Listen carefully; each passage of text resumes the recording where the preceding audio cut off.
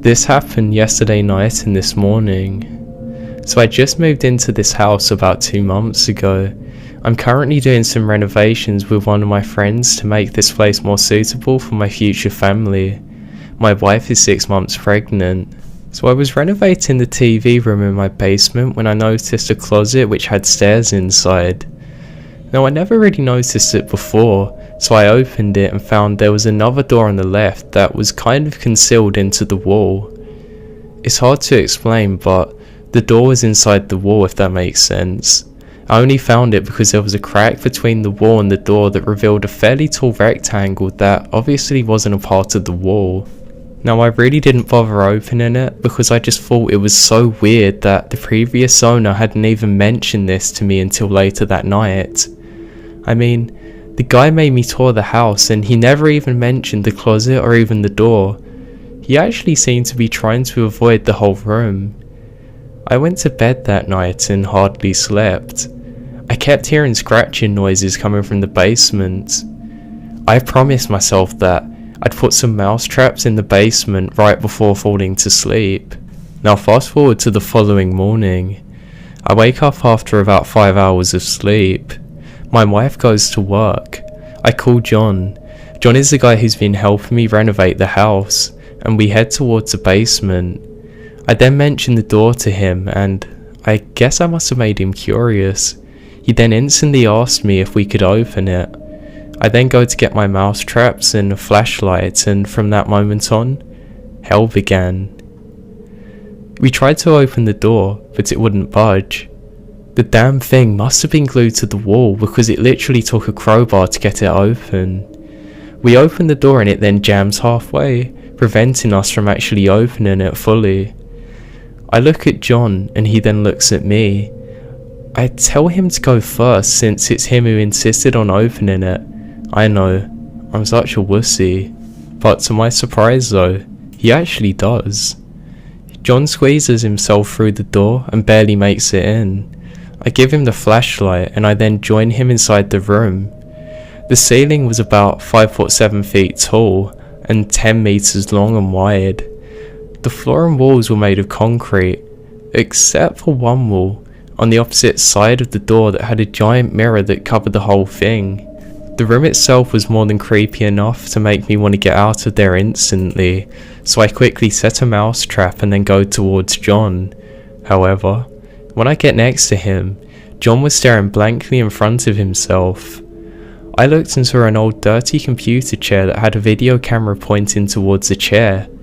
Again, we look at each other and agreed on grabbing the video camera and getting the hell out of there. Once we're outside the room, we slam the door shut and rush upstairs. I felt just like a frightened child while running up those stairs. It was truly a feeling of horror. Once upstairs, we take a look at the camera. Now it was one of those fairly old camcorders that took videotapes. We then opened it and found a videotape still inside. I am writing this at 11 PM. I will now be going to sleep, insanely terrified. Tomorrow, we will be getting a cable to transfer the footage onto my computer to have a look at it. Wait, I can hear the scratching again. So the scratching wouldn't stop until around 5 AM. It kind of sounds like something organic, like a small animal, and it was almost as if it was scratching its nails onto a wooden surface. I will try and get an exterminator as soon as possible to clear up the whole thing. Okay, so I brought the camera to an electronics store. I asked them what kind of cable I needed and the cashier gave me a firewire. So I headed back to my home and called my buddy. When he arrived, we plugged the camera in and we started exporting the footage onto my computer. Turns out, the tape only had audio on it, since all we could see was black. I then tried recording a few things with the camera to see if it was working, and it is. So this meant that there was something preventing us from seeing what was in front of the camera. Here's what we got.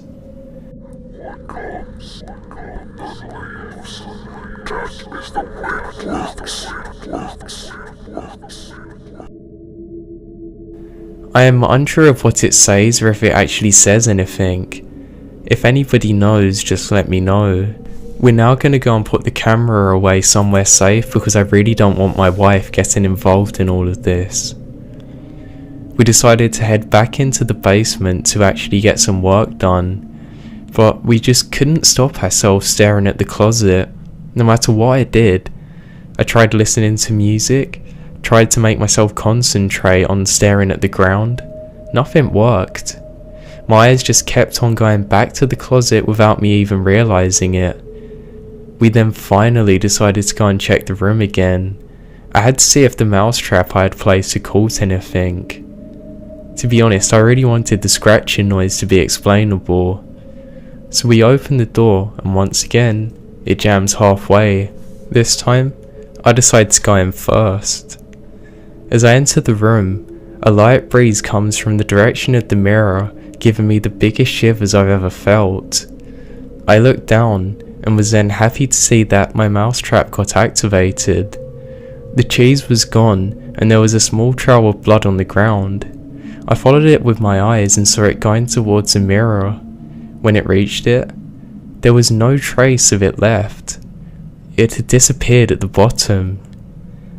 We both agreed to get back to work as my mousetrap clearly didn't work properly. I went upstairs and grabbed some cheese and came back, only to find John staring at the mirror, his skin paler than before. He said something pounded on the other side of the mirror. I set up my trap and almost activated it on my finger, and again, we ran outside and slammed the door shut. I called an exterminator 2 minutes later and decided to take a break from renovating for the day. I feel like everything is explainable, but nothing is at the same time. The scratching sound and the pounding could have been an animal, but why was there a camera? Why is there a chair? Why is there a mirror? I'm waiting for the exterminator to arrive. He said he'd come home and take a look at 6 PM today. The exterminator from Nature's Way Pest Control came at around 5 PM. He's a cool guy. He always smiles and talks like we've been best friends our whole life. Turns out, he's come to this house once before for the same problem. He asked me to lead him downstairs, so I led him to the TV room and showed him the door, thinking that he knew what to do from the previous visit. He just shook his head at us. "This wasn't here before," he said to us, shaking his head. I asked him if he was sure. He said yes. He looked around the whole house without finding the correct source of the noise. I asked him when the last time he come in was. He said it was about 4 months ago. That was right before the previous owner put the house up for sale. I began having cold sweats and he asked me what was up. I simply nodded and said that the scratching, it definitely comes from there. He then said that he'd investigate for a bit. I let him do his business and went back upstairs. Now, he's been down there for a while since. It's now 6 PM and he hasn't come up yet. I think I should go and check. So the door was opened, but there was no noises coming from it. I swear I could hear something breathing, but every time I stared into the darkness, it stopped. I yelled out for an answer a few times, but nothing came back. I called the company and told them that their guy was missing. They said simply that he was a bit bipolar and that sometimes he would leave without giving any notice. I then went to check to make sure if his car was still there, and it was. I decided to ring them up and tell them this, but they then told me that some exterminators like to leave their cars at the property that they're working on, so that way when they come back the next morning, they don't need to drop by the office. I then hung up, ran downstairs, closed the door and put my couch in front of the closed door. But the scratching started again. This time, pounding joined it. It seemed much more vicious, as if something was angry and kept on pounding on the wall. I can hear scratching noises, pounding, and suddenly, everything stops.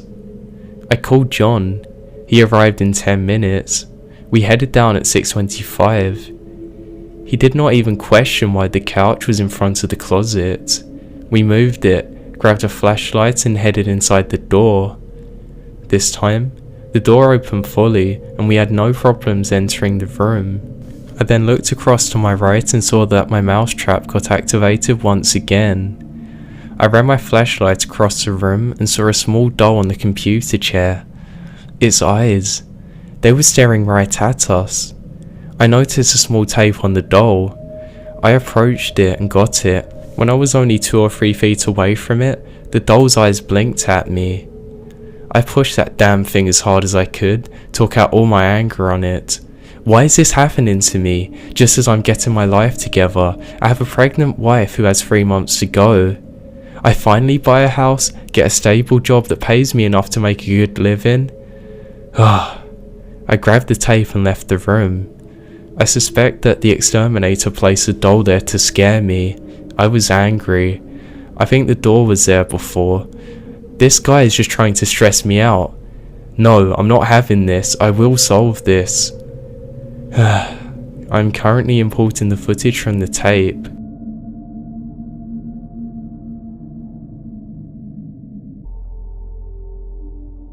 It turns out that a user lives in my town. I asked him to come over to check a few things out. I solved the tape problem. I don't know how I did it, but when I plugged it in this morning, everything worked fine. Understand me please, I don't want to listen to that thing, so here it is.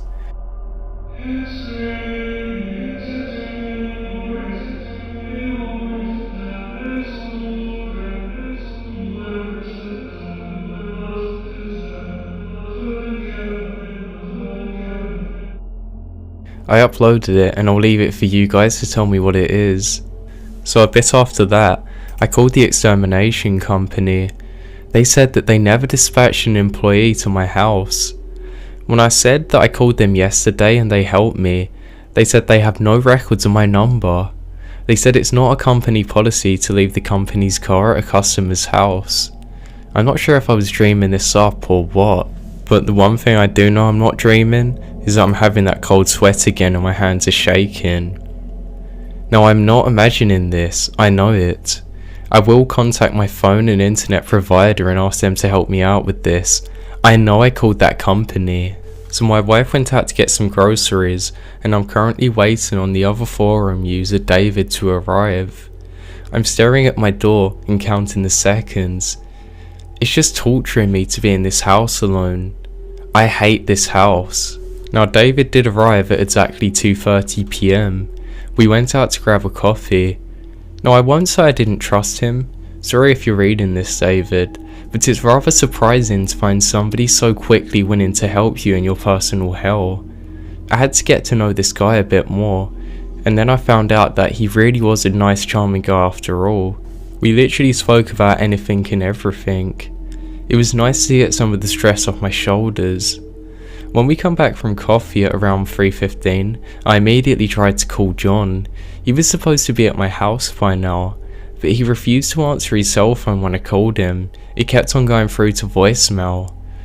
I was quite angry with him at first, but I understood it's not really his fault. It's not his problem after all.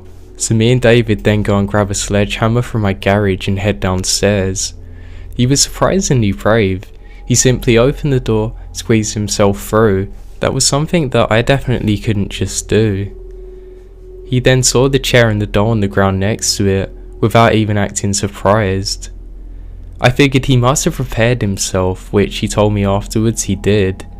He threw a glow stick in the middle of the room, and it was the first time that I actually saw the room so well. I could see some black patches on the ceiling from where a fire obviously took place at one point.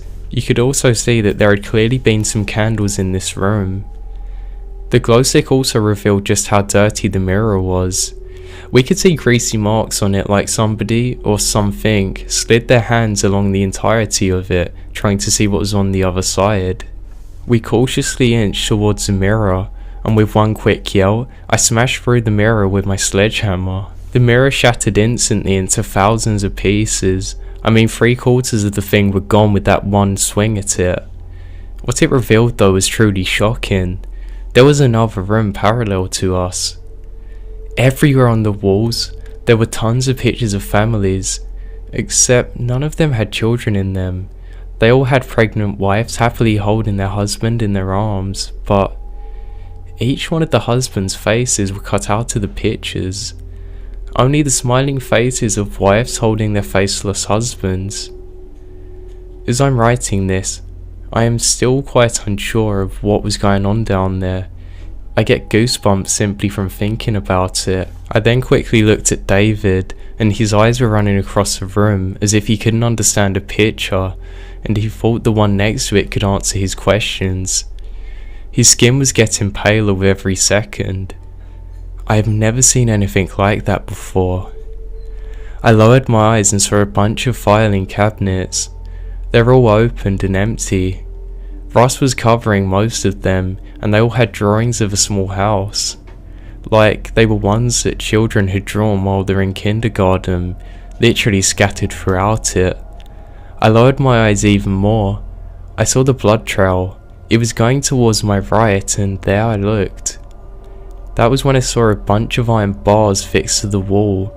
They were leading up to a hole. This led outside. I came back towards David, and right when I was about to take a few pictures, I noticed that I had 3 missed calls on my phone, each one from John. I was just about to call him back, but just as I went to press on his name, I had an unknown number call me. It was a hospital. My wife got into a car accident as she was driving John to my place. Turns out John's car couldn't start, and my wife had to go and give him a lift since I wasn't answering my cell phone. David booked it as I was talking on the phone without even saying anything. I will try and monitor this thread with my cell phone, but I have to go to the hospital. I called David on my way to the hospital. I was practically yelling at him as I asked him where he went. He told me that this was too much to handle. His voice was now trembling. I called the police, but you people are right. I should have done it sooner. I'm writing this now, and I've been going through hell for the last 3 days, and I can't see an end to it. Why? Now it turns out John is alright. He suffered a severe concussion and can't seem to remember anything. My wife is alright too. We're still unsure how the baby is though. We're waiting on a nurse to come and visit us. Now an officer arrived. I told him the story. They dispatched an officer to my house. I'm also now not allowed to enter my house, so I'll stay at John's for a while. Also, the accident was caused by a brake failure. They sent the car to the garage. Now the car got inspected. Turns out the brakes were sabotaged. The police say I'm one of the suspects. What the hell? Why is this happening to me? Oh, and when the police approached John for questioning, he went absolutely nuts. He started screaming traitor, traitor like some kind of psychopath. Some doctors came and they're checking him out right now. So it turns out the baby's fine. We just come back from the hospital. They let us go as nothing was wrong with my wife. She barely had a scratch. I don't know how or why, but I thank the universe for it. Unfortunately, I can't say the same thing for John. His concussion caused him to forget everything that happened in the last few months. His brain seems to have blocked out everything what happened in that room. He can't seem to recognize me since every time I approach him, he starts screaming and hitting me. They took him to see some kind of doctor, and they said that they can't do much to help him, but they're going to try everything they can. Now the police officers have also left my house. They said that they didn't find anything, except a creepy room with a broken mirror and a few empty filing cabinets. In a bit, we'll be packing our stuff as we're going to John's girlfriend's house. My wife doesn't yet know about the room, but I'll be coming clean to tell her about it, and I'll explain why we're going to her house soon. When I arrived, I received a voicemail from David's phone. Apparently, he wants to apologize. I then called him back and invited him to witness me coming off to my wife, and will take some time to investigate the room downstairs for a bit. I just can't seem to comprehend how everything disappeared overnight. I am happy and confused to say that this will be the last post in the series. Sorry that it's coming from me, not Sam, but you'll see at the end of this post why I'm the one writing this. As he stated in update 4, I called and apologised to Sam a couple of hours ago. After reading the comments, I realised I was being paranoid and jumped to conclusions about the entire scenario. We decided that I should come over to investigate where all the stuff from the room went. When I arrived at Sam's house, he was waiting on me in his front porch. I immediately asked him if he was ready to come clean to his wife. He seemed nervous, but he said yes. He led the way into his home as I followed. As I was walking through his house, I got the weird feeling that it seemed just way too clean, considering that it was a crime scene last night, but I sort of brushed it off again. I had jumped to conclusions way too many times already. Before we got to his kitchen, he looked at me nervously. I looked back and said, "You ready?" He simply nodded his head in response and walked into the kitchen. I followed shortly after and was completely shocked when it was empty. But it didn't even surprise him. He walked up to the island counter in the middle of the kitchen. He then holds onto the air that's at his waist height as if he was grabbing somebody's hand. "I'd like you to meet my wife, David." There was nothing there but him and a goofy smile, a loving smile. I could feel the colour leave my face. I was so confused. I asked him what he was talking about. He simply kept the same goofy smile on his face. That's when things clicked in my mind. I should never have gone back to that house. Sam doesn't have a wife. Well, not a real one at least. After a minute, the smile disappeared from his face. He asked me confused what was wrong. I decided that considering this guy must be completely out of his mind, it would be best to play along. If I didn't, I was scared he would snap. Who knows what he would do? I simply shook my head and acted like nothing was out of the ordinary. A wave of anger then washed over his face. He told me to follow him with a weird, almost aggressive tone, while releasing the air that he was grabbing, and began heading for his basement. All I wanted to do at this point was get the hell out of that house. I didn't care what he wanted from me. I didn't care what waited for me in that basement. I didn't care if he actually had a wife, if she was alive, what was going on, what was real, and if I was a crazy one, or even if she was just a ghost. I didn't care. I just wanted to leave. Naturally, that was my first instinct, to get the hell out of there. But I knew that that was a bad idea. He was clearly insane. I really didn't want to make him snap. I have no clue of what he is capable of, so reluctantly, I followed him into that basement. When we got there, we went into the hidden room, and I was shocked. Everything was gone. The fragments from the mirror were gone, the chair was gone, the doll was gone, the filing cabinets, all the pictures. Nothing remained. The only thing that was added was some small candles, lighting up the room pretty well. He then went calmly deeper into that basement. In between the rugs of the ladder, there was a crack no thicker than a strand of hair that formed a rectangle. After fiddling for a minute, it slid out, as if it were a drawer. From within it, he pulled out a stack of papers. The papers were the same ones I saw on the wall and in the filing cabinets the day before. He began holding them up one by one. The first one that he held up for me was a picture of a pregnant wife. She's just like my wife, but she's just not that pretty. His tone changed at this point. It went from his normal tone to that of a maniac. His voice trembled and would twitch in between going from a high pitch and a low one to the next one. "She's crazy. I can't have that now, can I?" He held up another one. "Don't know what's wrong with her." A few seconds of silence followed after that one. The silence was only broke when he started scaring the hell out of me by yelling at the top of his lungs, "She's just not the right one. None of them are." As he yelled, he took half the stack and threw it, sending the pictures everywhere. He then picked up the other set of pictures. These were the ones of the houses drawn by what looked like kindergarten students. He took one from the top of the pile and looked at it and chuckled in a loving way.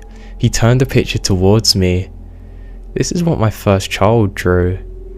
He tossed it in front of me and then moved on to the next one. This? Oh, this one's special. This is my second child. He continued that pattern, and after the sixth one, he threw the rest onto the floor. My children were creative, weren't they? He began dancing and skipping around on all the papers littered on the floor, at some point singing, "It's raining, it's pouring, the old man is snoring." He kept dancing, but suddenly stopped.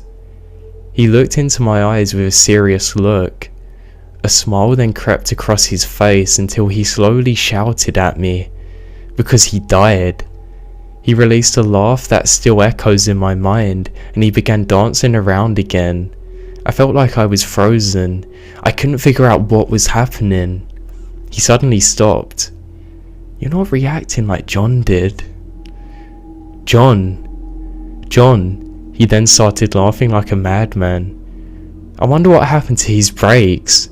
He quickly produced a knife out of his waistband jeans. I wonder.